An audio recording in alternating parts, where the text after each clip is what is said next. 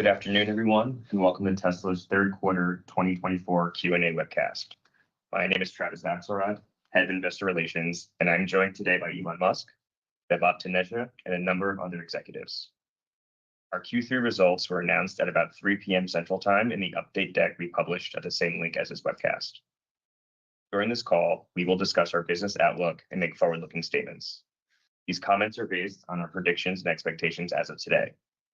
Actual events or results could differ materially due to a number of risks and uncertainties, including those mentioned in our most recent filings with the SEC.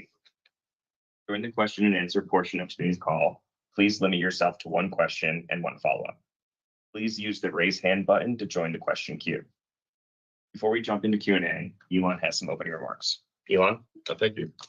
So to recap, as someone saying, something that automotive industry are seeing year-over-year declines in order volumes in Q3. Tesla at the same time has achieved record deliveries. In fact, I think if you look at EV companies worldwide, to the best of my knowledge, no EV company is even profitable. And I'm not, to the best of my knowledge, there was no EV division of any company, of any existing auto company that is profitable. So it is notable that Tesla is profitable despite very challenging automotive environment. And this quarter actually is a record Q3 for us. So we produced our 7th million vehicle actually just yesterday. So congratulations to the teams that made it happen at Tesla. That's a staggeringly immense amount of work to make 7 million cars. Let's see, and we also have the energy storage business is growing like wildfire with strong demand for both Megapack and Powerwall. And as people know, on October 10th, we laid out a vision for an autonomous and electric future that I think is very compelling. The Tesla team did a phenomenal job there with actually giving people an opportunity to experience the future, where you have humanoid robots walking among the crowd, not with a canned video presentation or anything, but literally walking among the crowd, serving drinks and whatnot. And we had 50 autonomous vehicles. There were 20 Cybercabs, but there were an additional 30 Model Ys operating fully autonomously the entire night, carrying thousands of people doing with no incidents the entire night. And for those who went there, it's worth emphasizing that the Cybercab had no steering wheel or brake or accelerator pedals, meaning there was no way for anyone to intervene manually, even if they wanted to, and the whole night went very smoothly. So regarding the vehicle business, we are still on track to deliver more affordable models starting in the first half of 2025. This is, I think probably people are wondering, well, what should they assume for vehicle sales growth next year?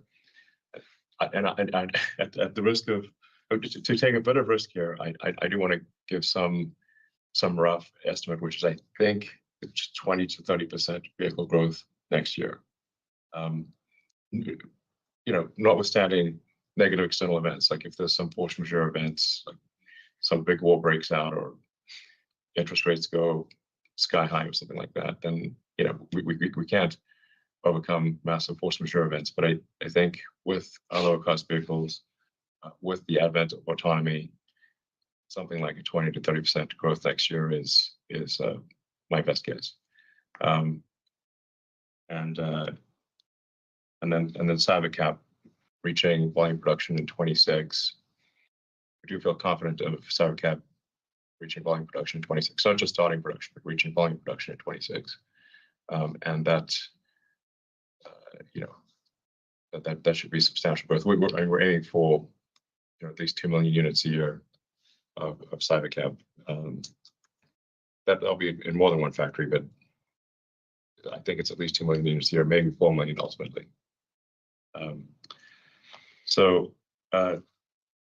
These are just my best guesses, but if you ask me what my best guess is, those are my best guesses. The 46, the cell 4680 lines, the team is actually doing great work there. The 4680 is rapidly approaching the point where it is the most competitive cell. So when you consider the fully landed, the cost of a battery pack fully landed in the US, net of incentives and duties, the 4680 is tracking to be the most competitive, meaning lower cost per kilowatt hour fully considered than any other alternative, which is not quite there yet, but we're close to being there, which I think is extremely exciting. And we've got a lot of ideas to go well beyond that. So I think if we execute well, the 4680 will have the Tesla internally produced cell will be the most cost competitive cell in certainly North America. A testament to a tremendous amount of hard work there by the team. So that's it. We'll continue to buy a lot of cells from our competitors. Our intent is not to make cells just internally. So I don't want to set off any alarm bells here. we're obviously increasing substantially our vehicle output and our stationary storage output. So we need a lot of cells. And most of them will still come from suppliers, but I think it is some good news that the Tesla internal cell is tracking to be the most competitive in the US. So with respect to autonomy, as people are experiencing in the cars, really from week to week, there are significant improvements in the miles between interventions.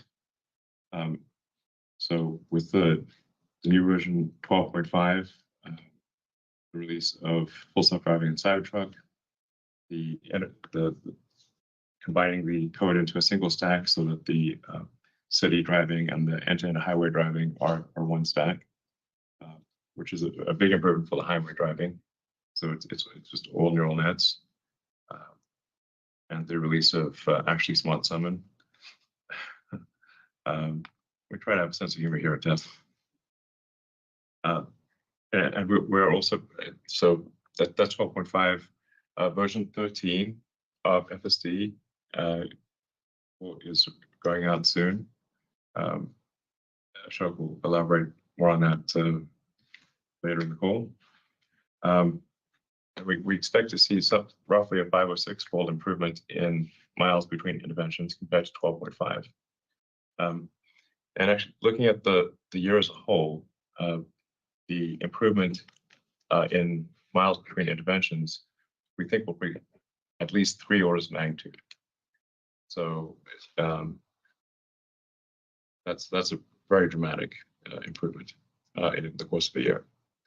And we expect that trend to continue next year. So the current internal expectation, for the Tesla FSD having longer miles between interventions than human is the second quarter of next year. Which means it may end up being the third quarter, but it's next. It seems extremely likely to be next year. Sure, do you want to anything with that? Yeah, when measuring miles between critical interventions, yeah, like you mentioned, Elon, we already made a 100x improvement with 12.5 from starting of this year, and then with V13 release, we expect to be 1000x from the beginning, from January of this year on my production release software. And this came in because of technology improvements, going to end-to-end, having higher frame rate, partly also helped by hardware force, more capabilities, so on. And we hope that we continue to scale the neural network, the data, the training compute, etc. By Q2 next year, we should cross over the average human miles per critical intervention, or like collision in that case. I mean, that is just unvarnished our internal estimate. Yes. Yeah. So that's no sandbagging or anything else. Our internal estimate is Q2 of next year to be safer than human, and then to continue with rapid improvements thereafter. Now a lot. Vast majority of humanity has no idea that Teslas can drive themselves. So, especially for something like a Model 3 or Model Y, it looks like a normal car. So you don't expect a normal car to be able to be intelligent enough to drive itself. The Cybercab looks different. Cybertruck looks different, but Model Y and Model 3 they're good-looking cars, but they look fairly normal.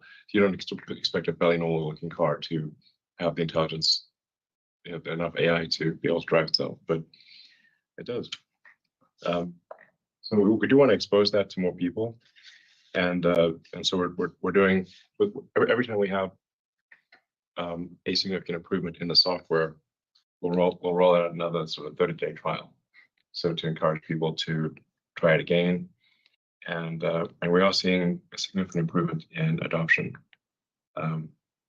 So the take rate for FSD has improved substantially, especially after the 10-10 event.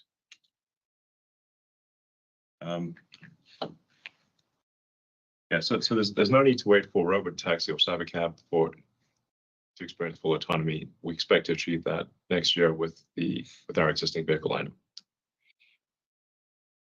For what it's worth, actually, Smart Summon gives a small taste of what it's going to look like.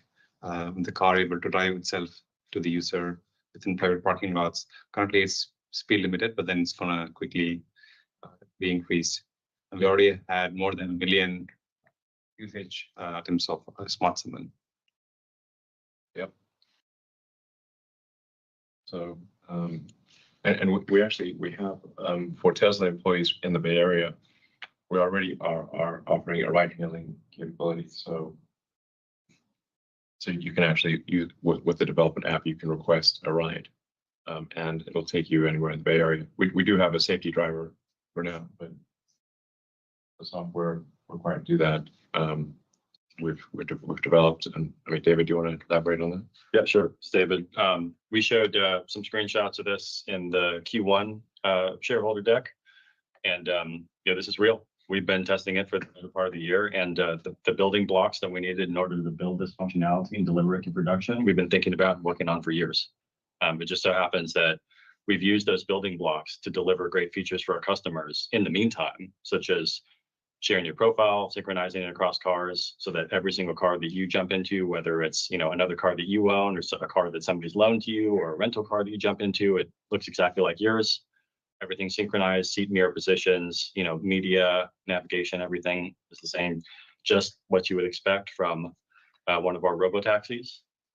But we gave that functionality to our customers right now because we built it intending for it to be used in the future. But we're releasing that functionality now.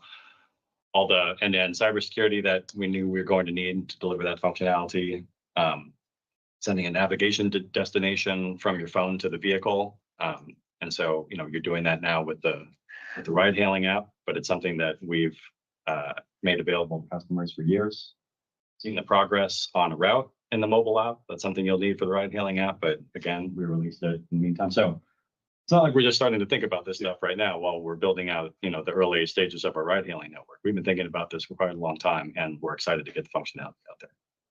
Yeah, and we do expect to roll out ride-hailing in California and Texas next year to the public. Now, California is there's quite a long regulatory approval process. I think we should get approval next year, but it's contingent upon regulatory approval. Texas is a lot faster, so it's I'd say like we'll definitely have it available in Texas, and probably have it available in California, subject to regulatory approval, and maybe some other states actually next year as well, but at least California and Texas. So I think that'll be very exciting. That's really a profound change. Tesla becomes more than a sort of vehicle and battery manufacturing company at that point. So we published our Q3 vehicle safety report, which shows one crash for every 7 million miles of autopilot. That compares to the U.S. average of one crash roughly every 700,000 miles. So it's currently showing a 10x safety improvement relative to the U.S. average. And we continue to expand our AI training capacity to accommodate the needs of both FSD and Optimus. We're currently not training compute constrained. That's probably the biggest limiting factor is that the FSD is actually getting so good that it takes us a while to actually find mistakes. When you start getting to where it can take 10,000 miles to find a mistake, it takes a while to actually figure out which is this build, is this software build better than is software build A better than software build B? It actually takes a while to figure it out because neither one of them are making mistakes.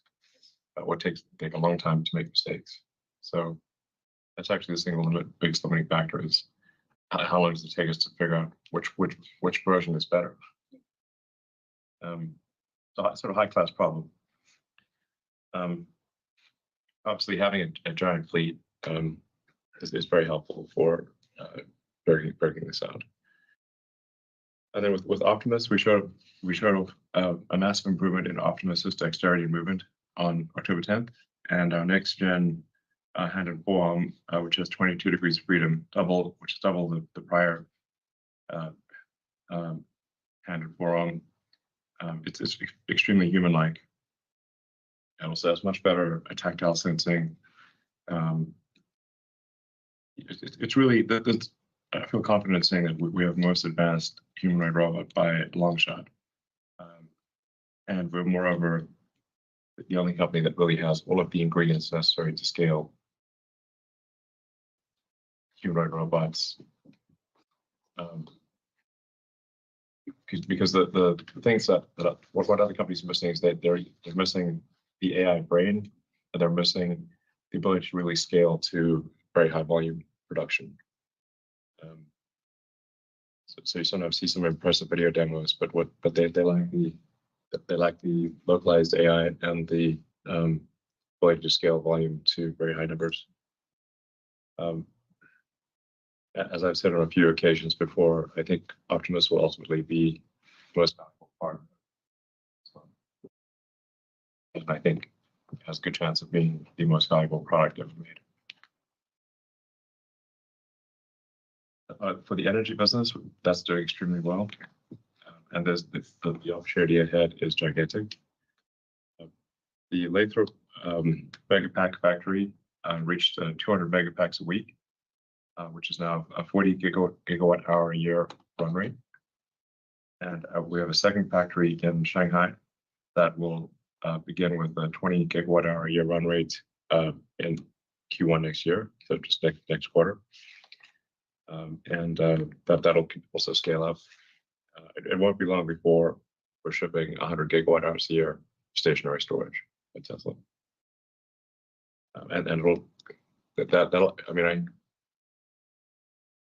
That'll ultimately grow, I think, to multiple terawatt hours per year. It has to actually, in order to have a sustainable energy future. If you're not at the terawatt scale, you're not really moving the needle. So if you look at our admittedly very complicated last master plan, which I think actually has too much detail, maybe I'll ask Grok to analyze it and Shorten it up. Yeah, give us the TLDR on the last master plan. But we showed in that master plan that it is possible to take all of Earth to a fully sustainable energy situation using sustainable energy, power generation, and batteries and electric transport. And there are no fundamental material limitations. Like there's not some very rare material that we don't have enough of on Earth. We actually have enough of the raw materials to take all of human civilization, make it fully sustainable. And even if civilization dramatically increased its electricity usage, it would still be fully sustainable. One way to think of the progress of a civilization, this may sound a little esoteric, but is percentage completion of Kardashev scale. So Kardashev scale 1 would be you're using all the power of a planet.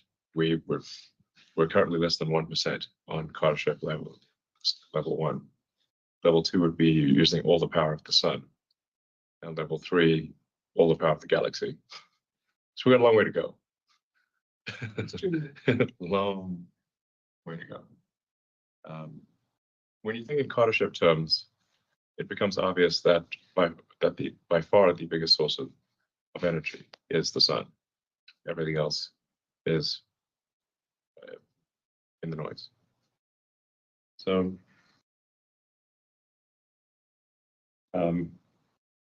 in conclusion, Tesla is focused on building the future of energy, transport, robotics, and AI.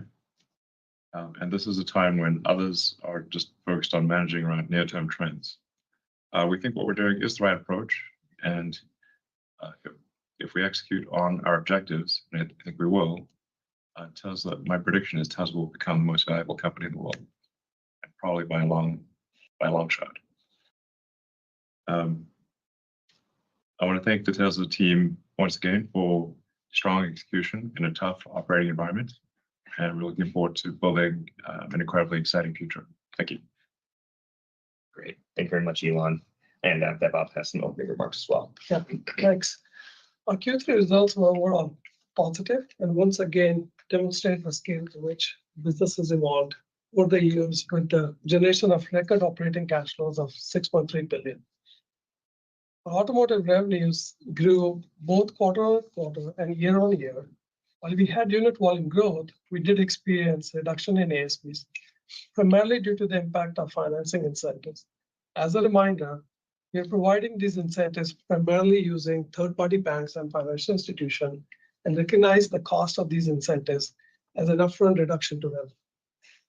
We released FSD for Cybertruck and other features like Actually Smart Summon, like Elon talked about in North America, which contributed 326 million of revenues in the quarter. We continue to see elevated levels of regulatory credit sales with over 2 billion of revenues so far this year. To expand on this, at an industry level, China continues to outperform US and Europe by a factor of 3.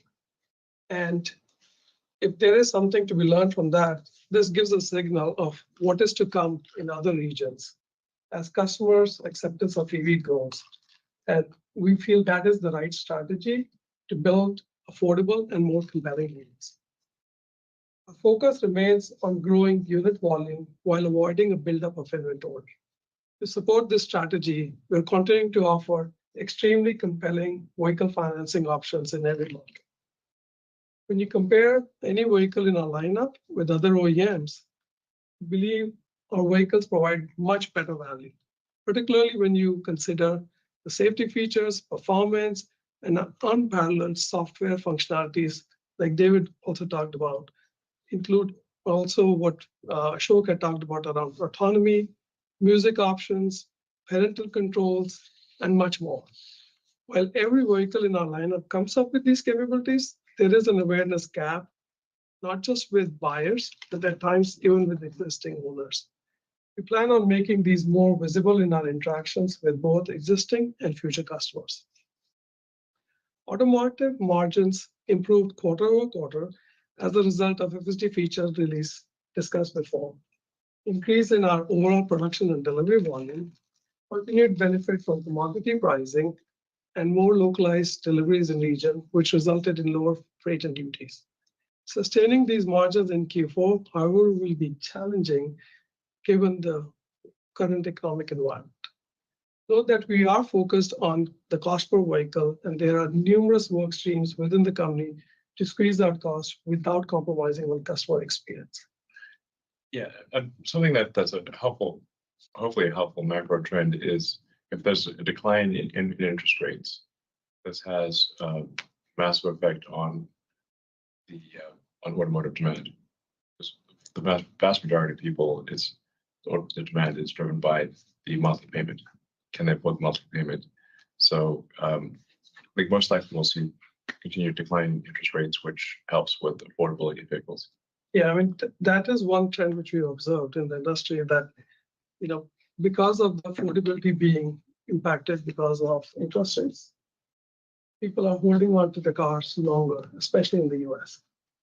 And that is actually having an impact on the overall industry too.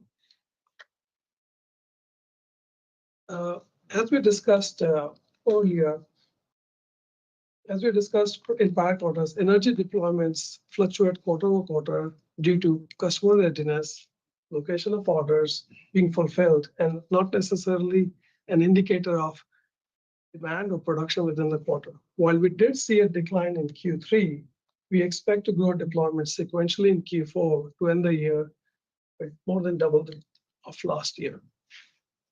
Energy margins in Q3 were a record at more than 30%. This is a function of mix of projects being deployed in the quarter. Note that there will be fluctuation in margins as we manage through deployments and our inventory. Our pipeline and backlog continue to grow quarter-over-quarter as we fill our 2025 production slots, and we're doing our level best to keep up with the demand. Just coming back on automotive margins, I talked about what is happening. One other thing which I want to also share is that we will continue to keep whatever we can to squeeze, like I said before, about squeezing out the cost. But this is something which we also are very capable of. I mean, just in Q3, we reached our lowest cost per vehicle, and that is a trend which we want to keep focus on. Then going on to service and other, we continue to show improvements in Q3. This was a result of better performance both in our service business, which includes collision, part sales, and merchandise, and continued growth in supercharging. These fleet-based revenues will continue to grow as the overall fleet size increases. Our operating expenses declined quarter-over-quarter and on a year-on-year basis. This is partially due to the restructuring we undertook in Q2. Cost saving from these initiatives were partially offset by increase in costs related to our AI efforts. We've started using the GPU cluster based out of our factory in Austin ahead of schedule and are on track to get 50K GPUs deployed in Texas by the end of this month. One thing which I'd like to elaborate is that we're being very judicious on our AI compute spend too, and saying how best we can utilize the existing infrastructure before making further investments. On the CapEx front, we had over $3.5 billion in the quarter. This was a sequential increase largely because of investments in AI compute. We now expect the CapEx for the year to be in excess of $11 billion. We shared our vision for the future at the We Robot event at the beginning of the month. The Tesla team is hyper-focused on delivering on that vision, and all efforts are underway to make it a reality. While we've achieved significant progress this year, it will take time to get this as we pioneer new and incredibly complex technologies and navigate a fragmented regulatory landscape.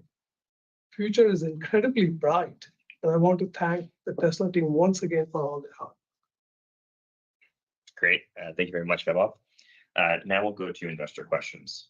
The first one is Tesla still on track to deliver the more affordable model next year, as mentioned by Elon earlier? And how does it align with your AI and product roadmap? Sure. I mean, as Elon and Vaibhav both said, we are in plan to meet that in the first half of next year. Our mission has always been to lower the cost of our vehicles to increase the adoption of sustainable energy and transport. Part of that is lowering the cost of our current vehicles, which is where all of the personally owned vehicles that we sell today come in. But the next stage in that really, as it fits into AI roadmap, is when we bring in robotaxis, which lowers the initial cost of getting into an EV. And that's really where we see the marriage of EV roadmap and the AI roadmap. Yeah, it'll be like with incentives sub 30K, which is kind of a key threshold. Great. Thank you very much. Similar question next. When can we expect Tesla to give us the $25,000 non-robotaxi regular car model? We're not making it on robo. Yeah, all our vehicles today are robotaxis. I think we've made very clear that we're the future is autonomous. I mean, it's going to be, and I actually said this many years ago, but that in my strong belief, and I believe that is panning out to be true, so and it'll be very obvious in retrospect, is that the future is autonomous electric vehicles, and non-autonomous gasoline vehicles in the future will be like riding a horse and using a flip phone. It's not that there are no horses. Yeah, there are some horses, but they're unusual. They're niche.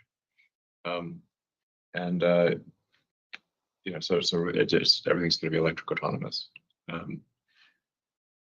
I think this is blind, like it should be frankly blindingly obvious at this point that is the future. So a lot of automotive companies, most automotive companies, have not internalized this, which is surprising, because we've been shouting this from the rooftops for such a long time, and it will accrue to their detriment in the future. But all of our vehicles in the future will be autonomy. Even today. Yeah, yes, all the vehicles that we've really made, all the 7 million vehicles, the vast majority are capable of autonomy. We're currently making on the order of 35,000 autonomous vehicles a week. If you compare that to, say, Waymo's entire fleet, they have less than 1,000 cars. We make 35K a week. Yeah, and our cars look normal. Yeah, they mostly look normal. The Cybertruck looks, Yes. thankfully, looks abnormal. And then the Cybercab / Robotaxi, we wanted to have something futuristic looking. I think it does look futuristic. And it's worth noting with respect to the Cybercab, it's especially not just a revolution in vehicle design, but a revolution in vehicle manufacturing that is also coming with the Cybercab. The cycle time, like the units per hour of the Cybercab line, is like, this is just really something special. I mean, this is will be half order of magnitude better than other car manufacturing lines. Like not in the same league is what I'm saying. Not in the same league. So it's and I said, like, several years ago that maybe the hardest Tesla product to copy will be the factory. You can't just like buy a factory. You can't reverse engineer a factory. It's have to buy it. Yeah, it's like, if we can, yeah. We're rapidly evolving our manufacturing technology. So anyway, there's like basically, I think having a regular 25K model is pointless. Yeah, It would be silly. Like, it would be completely at odds with what we believe. in an autonomous world, what matters is the lowest cost per mile of efficiency of that vehicle, and that's what we've done with the Robotaxi. Exactly. Autonomous, it's fully considered cost per mile, is what matters. And if you try to make a car that is, essentially a hybrid manual automatic car, it's not going to be as good as a dedicated autonomous car. So yeah, Cybercab is just not going to have steering wheels and pedals. It's fully designed, optimized for autonomy. But no, it'll cost on the order of cost roughly 25K. So it is a 25K car, and you won't be able to buy one on it exclusively if you want. So just won't have steering wheel and pedals. You don't need it. Great. Thank you very much. The next question is, what is Tesla doing to alleviate long wait times at service centers? So we aim on solving problems at the source, so at the factory, before they can even affect our customers. We believe the best service is no service, and Yeah, it really is. don't even have them. If the car doesn't break, Yeah, exactly. that's the best thing. Don't see anyone with the Tesla shirt. You either do it remote, Yeah. fix the issue upstream, or do it remotely, do it through software. They can be at work or at home, and car can be parked, and we address and fix the issue. And we've partnered the field with service to make sure we're looking at the same issues. And additionally, just in Q3 and Q4 of this year alone, we have opened and will open in total at nearly 70 locations. And in North America, we significantly expanded the size of each location and have doubled the size last year compared to this year. Yeah, I think it's like actually a lot of merits to having large service centers, because you can have specialization of labor. You can start to approach. Yeah, it should be more factory-like. Where you can have dedicated lanes for particular types of service, and it's way easier for somebody to become expert in a few different types of repairs than in every repair. Exactly. This has helped us with the base instead of these heavy repairs, like clogging up a lane. There's dedicated lanes for different type of repairs. And so it's throughput matters and really treating it like a factory. Yeah, this is where Tesla's structure, I think, Tesla has a structural advantage relative to the rest of the auto industry, because we make the cars and we service the cars, whereas I think there's a bit of a conflict of interest with the dealer model and the sort of traditional OEM and dealer model where the dealerships make most of their money on service. And so they obviously are disincented to reduce the servicing cost. Yeah. Whereas in our case, we are incented to reduce the servicing cost because we carry that servicing cost. And we've got a good feedback with our cars. The best. Exactly. Yeah. Like we review with the factory, with the service leaders together and send people from the factories to the field and field Yeah. to the factory to see it firsthand. Exactly. Provide suggestions for, manufacturing as well as for engineering on design. Yeah, so I view this as a fundamental structural advantage of Tesla versus the rest of the auto industry. Also doing a bunch of work on the software side, not only to automate, diagnostics, so identifying, what needs to be done to a car before it comes into service, but also automating all of the preparation work and aligning all the resources that are necessary in order for the car to be very efficiently worked on once it arrives. So the parts are there. There, like the lift is scheduled, the Yeah. technician schedule, like everything's ready to Like go. the car says, this is what's wrong with me, and tells the service center, The car Get everything ready in advance. yeah, please fix me, and this is what's wrong. Yeah, this is what I recommend you do now. That's what I recommend. instead of customer trying to translate, the car is telling us directly and we're pulling that. Yeah, Yeah, you don't need, most of the time, you don't need to diagnose the car exactly. when it arrives. The car, this is like, again, You a prep the car. fundamental technology advantage and structural advantage compared to the rest of the auto industry. It's I think it's underappreciated as to what all we are able to do. Yeah. And that's why, because like you said before, most of our cars, except for Cybertruck, look the same. Yeah. Right? So people don't realize that it has so much capability. yeah. They look better than other cars, but they're not like obviously like super futuristic. Yes. Great. Thank you very much. The next question is, please provide an update on the Semi. What will the next stage of growth look like, and when will FSD be ready? Sure. So as we posted in the earnings deck, we're progressing swiftly on the build of the semi factory in our Gigafactory in Reno. We've released all our major capital expenditures for that program, and we're on track to start pilot builds in the second half of next year, with production starting in the first half of 2026 and ramping really throughout the year to full production. Semi, growth will largely depend on our customers' adoption of the product. Well, I don't think we're going to be demand limited, honestly. Yeah, which I was going to say, which is like a Not at all. no-brainer for the yeah. semi, because it's really a commodity of total cost of ownership. Yes, exactly. We have kind of ridiculous demand for the Semi. In that world where it's about how much do I spend to move goods exactly. cents per mile, it's a no-brainer. Yeah, fundamentally, if you've got a Semi where the fully considered cost per mile for a ton of transport is better than, say, a diesel truck, any company that doesn't adopt an electric Semi will lose. It's not a subjective thing. It's like whether do you like Just a competitive. I mean, we want the stat. We want to have a beautiful semi truck, but frankly, if we made an ugly semi truck, it wouldn't matter. And this is proving so in our fleets and in Pepsi's fleet, a partner. In fact, the Pepsi actually said last week their drivers don't want to go back. Yeah. As soon as we give anyone the electric semi, it's like that's like the choice. It's what they want to drive. Yeah. That's like so the more senior, like their top drivers, they get to drive the Tesla Semi. And It's the thing they want to drive. It's super fun to drive. it's also very easy to drive. It's easy to drive, and it holds ass. Yeah. It's like fast. Super fast. Maybe too fast.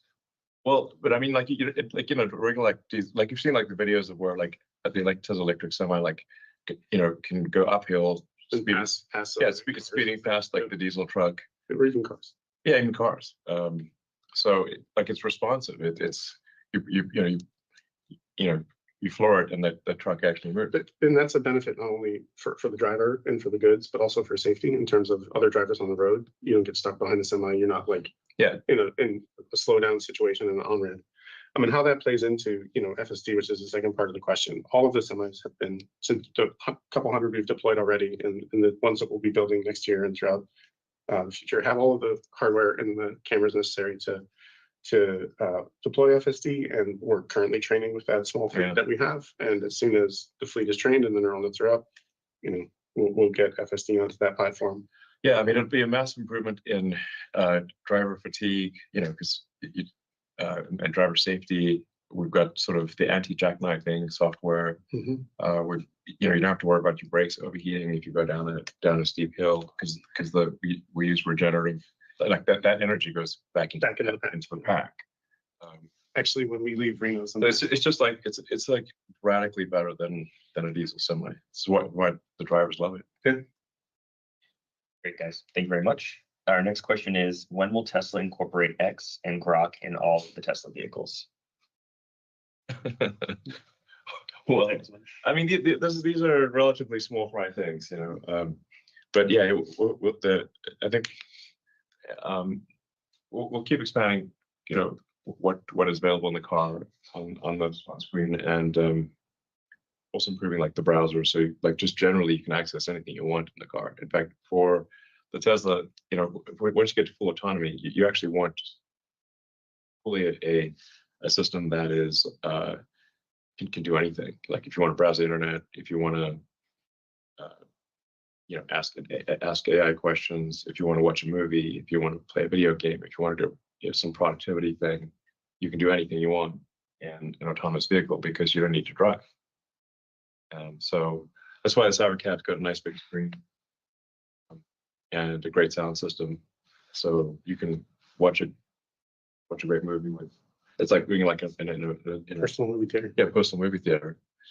It's awesome. Yeah, this is why we've been building this functionality, adding gaming to the car, adding Yeah. movies and other, you know, all sorts of different media applications to the car, because, you know, The cars that's what you're gonna, the cars that we build today. There's some That's really what we- fun games, by the way. If people haven't tried it, there's like Castle Doombad and Polytopia and a bunch of really fun games in the car. We're constantly looking at, you know, what features to add next, and we're paying attention to what's most commonly requested by our customers. Yeah, play Castle Doombad. You won't regret it. Great. Thank you guys very much. The next question is, Elon mentioned unsupervised FSD in California and Texas next year. Does that mean regulators have agreed to it in the entire state for existing hardware 3 and 4 vehicles? No, as I said earlier, you know, California loves regulation. But they have a pathway. Yeah, I mean, there's a pathway. Obviously, Waymo operates in California, so there's just a lot of forms to fill out and a lot of approvals that are required. I mean, I'd be shocked if we don't get approval next year, but it's just not something we totally control. But I think we will get approval next year in California and Texas, and towards the end of the year, it will branch out beyond California and Texas. I mean, I think it's important to reiterate this, like homologating or certifying a vehicle at the federal level in the US is done by meeting FMVSS regulations. All our vehicles today that are produced, that are autonomous capable, meet all those regulations. The Cybercab will meet those regulations. And so the deployment of the vehicle to the road is not a limitation. What is a limitation is what you said at the state level, where they control autonomous vehicle deployment. Some states are relatively easy, as you mentioned, for Texas. Yeah. And so other ones have pathways like California that may take a little longer. Other ones haven't set up anything yet. And so we will work through those state by state and get it. I do think we should have a federal. I agree. Like autonomous vehicles should be approved.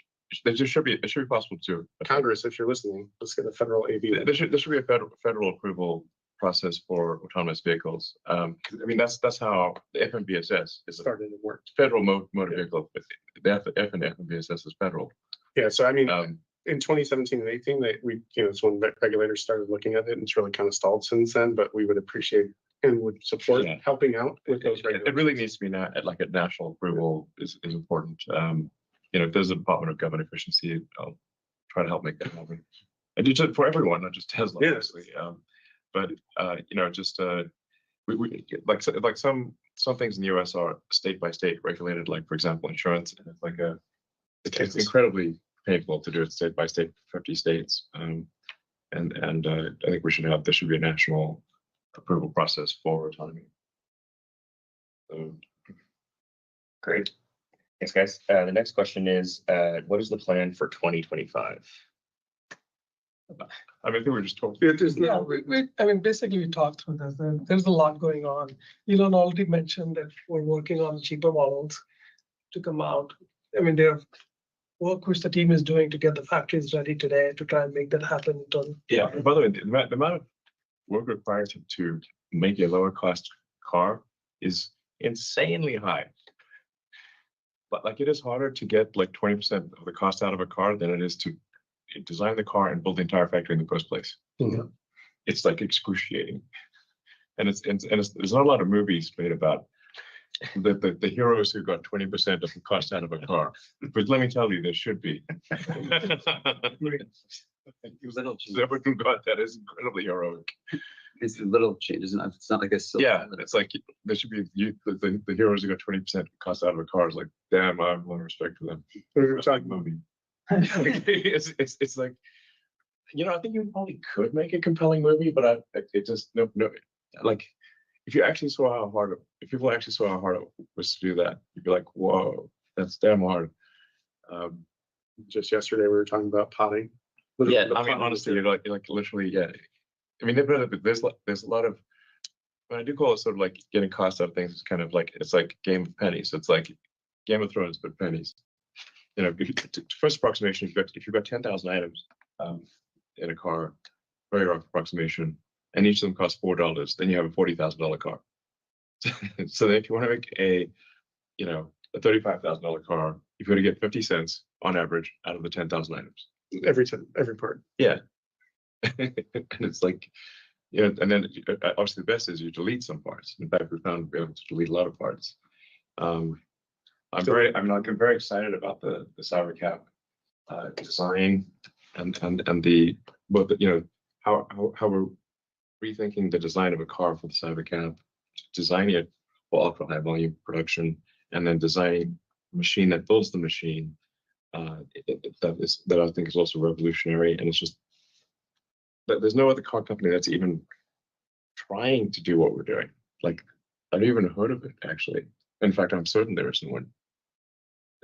I think our new machine that builds the machine, like it's inherent, like it's designed to be like, you know, five times better than a traditional factory, like cycle time. Cycle time and like part deletion and chip movement. I don't think any other car company has the same level of like integration of thought that we have when it comes to like when you design a part from a white sheet of paper, who's going to make it? Where is it going to be made? How's it going to be shipped?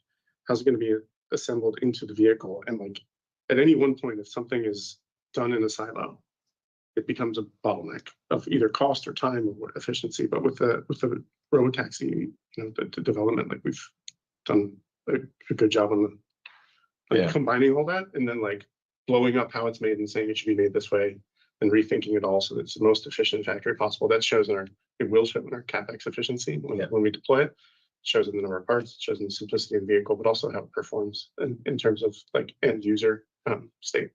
Yeah. Just to close out, just on the energy front, also in 25, we will have started manufacturing at the Mega Factory Shanghai. We'll continue to increase our overall storage deployments with Powerwall 3. We plan to continue expanding our supercharging network, getting more OEMs on our network, 4680 cell ramp, as Elon talked about, that would keep going. And then we also will have our lithium refinery starting to produce. So there's a lot which is going on. Great. Yeah, so many things. Yeah. I mean, the crazy thing is like Tesla's winning basically on almost every single thing we're doing. If we're not winning now, we're on track to win. In arenas where there are entire large companies, that's the only thing they do. Yeah. I mean, it's a company, there are multiple companies within the company. Yeah, Tesla's like many companies that won. Yeah. Fantastic. Thank you, guys. Just a few more. What is going on with the Tesla Roadster? Fun things. Well, I just like to thank our long-suffering deposit holders of the Tesla Roadster. You know, the reason it hasn't come out yet is because the Roadster is not just the icing on the cake; it's the cherry on the icing on the cake. And so, you know, our larger mission is to accelerate the progress towards a sustainable energy future. You know, try to do things that maximize the probability that the future is good for humanity and for Earth. And so that necessarily means that like the things like that are kind of like dessert. We'd all love to work on the Tesla next gen Tesla Roadster is it is super fun, and we are working on it, but it has to come behind the more the things that have a more serious impact on the good of the world. So just thank you to all our long-suffering Tesla Roadster deposit holders, and we are actually finally making progress on that, and we're close to finalizing the design on that. It's really going to be something spectacular. You know, a friend of mine, Peter Thiel, you know, and sometimes people think that Peter Thiel and I are rivals. We're really good friends. But to be clear, you know, Peter, you know, was lamenting how, you know, the future doesn't have flying cars. Well, we'll see. More to come. Yeah. Great. Thank you very much. The next one is quite similar to other questions we've had, so I might combine it with the final question. So briefly, could you just detail how Robotaxi will roll out? Will it start with a Tesla deployed fleet and then allow customers to add theirs on like a subscription model? And then will Hardware 3 be capable of level 5 FSD? Regarding the Hardware 3, what we saw with 12.5 was it was easier to make rapid progress with starting with Hardware 4 and figuring out the solution and then backporting it to Hardware 3 instead of directly working on Hardware 3, given that Hardware 4 has more like fundamental hardware capabilities. I think that trend will continue into the next few quarters as well, where we first figure out the solution rapidly with AI4 and then backport it, write the kernels. It just takes longer to develop those things because it's not fundamentally supported in the hardware and it's emulated. But yeah, it's initially working on Hardware 4, backporting it to Hardware 3. Yeah, so it's the answer is we're not 100% sure, but our as Ashok mentioned, because by some measures Hardware 4 has really several times the capability of Hardware 3. It's easier to get things to work with Hardware 4, and then it takes a lot of effort to sort of squeeze that functionality into Hardware 3. You know, there is some chance that Hardware 3 does not achieve the safety level that allows for unsupervised FSD. You know, there is some chance of that, and if that turns out to be the case, we will upgrade those who have bought Hardware 3 FSD for free, and we have designed the system to be upgradable. You know, so and it's really what you know, just to switch out the computer type of thing. Like the cameras are okay, you know, they're capable, but anyway, we don't actually know the answer to that. But if it does turn out, we'll make sure we take care of those who have bought FSD on Hardware 3. Great. In the last few minutes that we have left, we will try to get in some analyst questions. The first question will be coming from Pierre Farragut at New Street. Pierre, please feel free to unmute yourself. Thanks a lot, guys, for taking my question. I was wondering about like the compute you're ramping up. So you gave like interesting statistics on how much you have, and you said you don't feel your compute constrained. And I was wondering, you know, how you are putting to work this additional compute. Is that a game for you of creating like larger and larger models, like next generation of models that are larger, the way OpenAI go from GPT-3 to GPT-4? Or is that more like you're set on your model and you need to throw more and more compute to accelerate the pace of learning to improve reliability? And then I had a quick follow-up real quick on your rollout in Texas and in California next year. The plan as you see it today, is it to roll out like a fleet or two with cars that will start with like a supervisory, like some onboard supervision, someone sitting at the wheel just in case, and removing the supervisors progressively? Or are you aiming for going fully fledged without even a human supervisor when you get started? Okay, well, I guess we're going to, I'll answer the first part of the question. The nature of real world AI is different from, say, an LLM in that you have a massive amount of context. So that like you've got case of Tesla 7 or 8 cameras that nine up to 9 if you include the internal camera that so you've got gigabytes of context, and that is then distilled down into a small number of control outputs. Whereas it's like it's very rare to have. In fact, I'm not sure any LLM out there can do gigabytes of context. And then you've got to then process that in the car with a very small amount of compute power.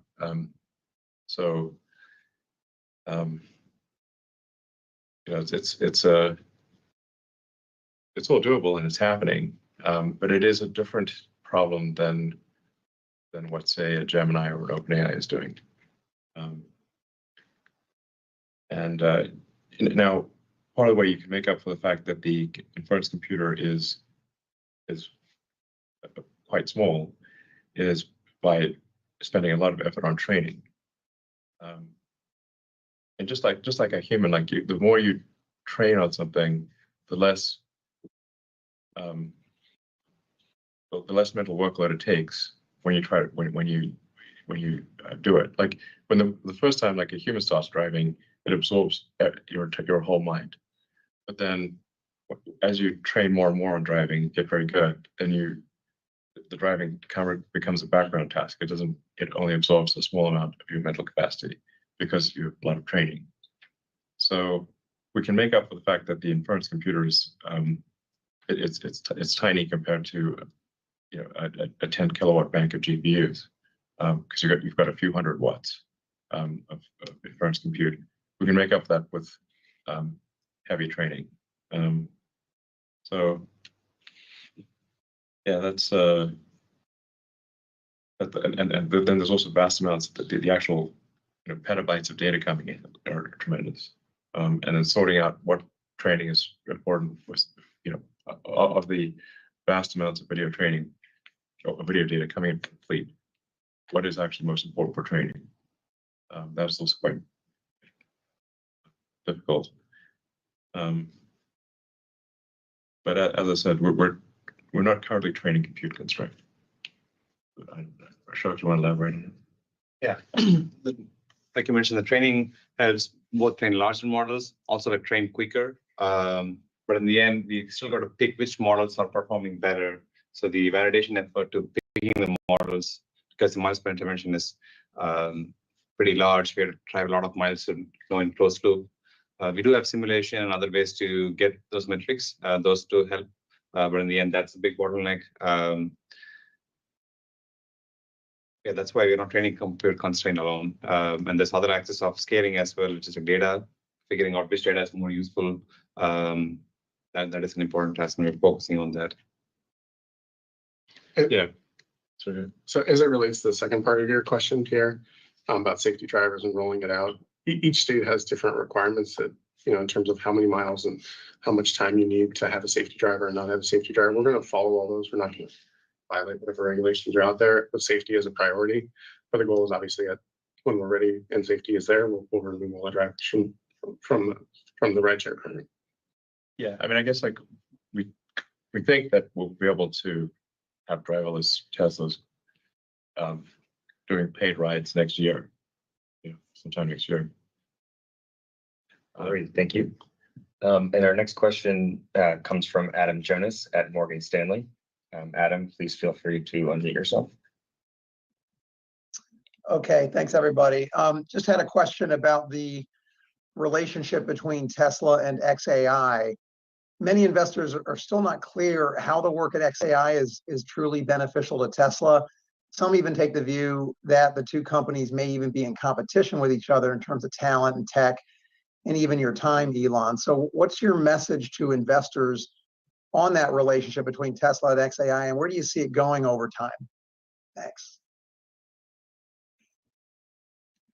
Well, I should say that xAI helpful to Tesla AI, quite a few times in terms of things like scaling up a lot of like training. Just even like recently in the last week or so, improvements in fault tolerant training, where if you're doing a big training run and a node fails, being able to continue training and easy to recover from on a training run, XAI has been pretty helpful. But there are different problems. XAI is working on artificial general intelligence or artificial superintelligence. Tesla is trying to make autonomous cars and autonomous robots. They're different problems. So, yeah, I mean, I think we've said this before also, like not all AI is equal, right? I mean, AI is a broad spectrum. yeah, And we have our own swim lanes. Yes, there are certain things which we can collaborate on if needed, but for the most part, we're solving different issues. yeah. Tesla's focused on real world AI, and like I was saying earlier, it is quite a bit different from an LLM. Because you have massive context in the form of video and some amount of audio that's got to be distilled very with extremely efficient inference compute. I do think Tesla is the most efficient in the world in terms of inference compute, because out of necessity, we have to be very good at efficient inference. We can't put 10 kilowatts of GPUs in a car. We've got a couple hundred watts, and it's pretty well designed Tesla AI chip, but it's still a couple hundred watts. But there are different problems. I mean, it's just like the stuff that XAI does, like when it's running inference. I mean, it is running inference, like it's answering questions, it's answering testing questions on a 10 kilowatt rack. It's like, can't put that in a car. It's a different problem. Please no. No, exactly. So, XAI is because I felt there wasn't a truth-seeking digital superintelligence company out there. Like that's what it came down to. That there needed to be a truth-seeking, an AI company that is just very rigorous about being truthful. And so I'm not saying XAI is perfect, but that is that is at least the explicit aspiration. Even if something is, politically incorrect, it should still be truthful. I think this is very important for AI safety.